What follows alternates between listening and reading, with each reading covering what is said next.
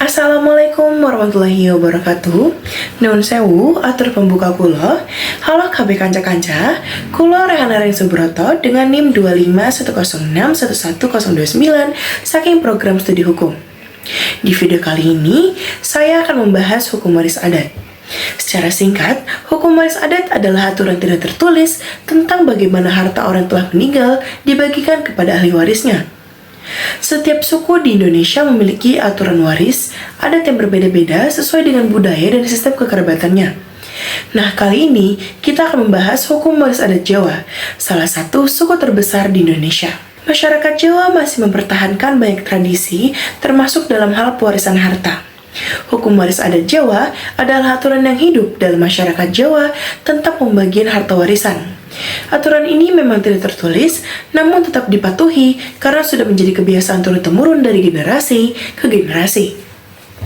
Hukum waris adat Jawa memiliki beberapa sifat khas yang penting dipahami. Yang pertama adalah bersifat kekeluargaan, artinya mengutamakan keharmonisan keluarga besar. Pembagian warisan lebih banyak diselesaikan melalui musyawarah, bukan secara memaksa.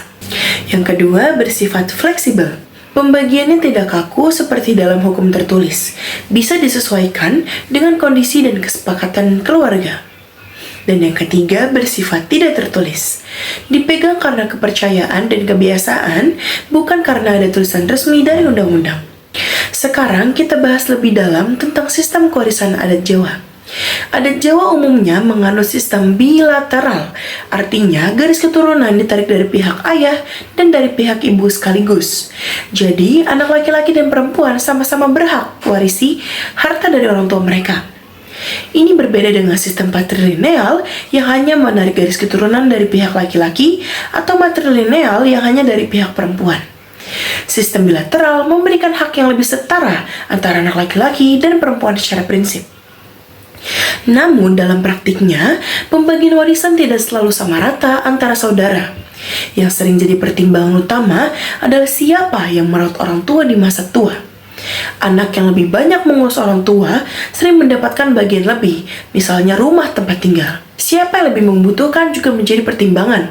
Misalnya, anak yang belum memiliki pekerjaan atau belum menikah kadang mendapat perhatian lebih. Dan yang paling penting, apa yang disepakati bersama dalam musyawarah keluarga besar. Musyawarah ini menjadi kunci agar tidak ada perasaan dirugikan atau iri di antara saudara. Salah satu contoh nyata praktik pewarisan adat Jawa adalah rumah orang tua.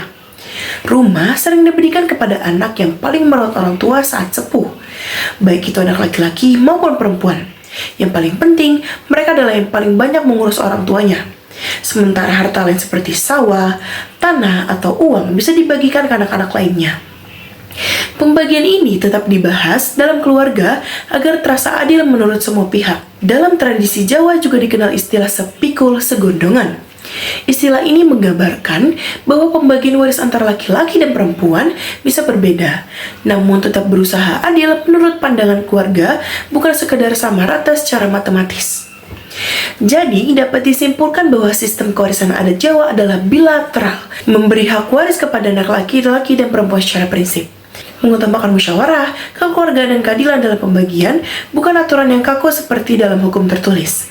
Praktiknya juga fleksibel, menyesuaikan dengan kondisi dan kebutuhan keluarga. Meskipun kini ada hukum waris nasional dan hukum waris Islam, hukum waris adat Jawa masih sangat relevan dan banyak dipraktikkan, terutama dalam keluarga yang menjunjung tinggi nilai kearifan lokal dan tradisi. Dari semua penjelasan ini, terlihat jelas bahwa hukum waris adat Jawa adalah unik, yaitu tidak kaku, tidak tertulis, namun tetap diindahkan oleh masyarakat, karena mengutamakan keharmonisan keluarga dan keadilan dirasakan semua pihak. Demikian penjelasan tentang hukum waris adat Jawa ingkang saged kula aturaken. Nyuwun ngapunten menawi wonten kelentak kelentunipun lan kalepatan. Matur nuwun sanget. Wassalamualaikum warahmatullahi wabarakatuh.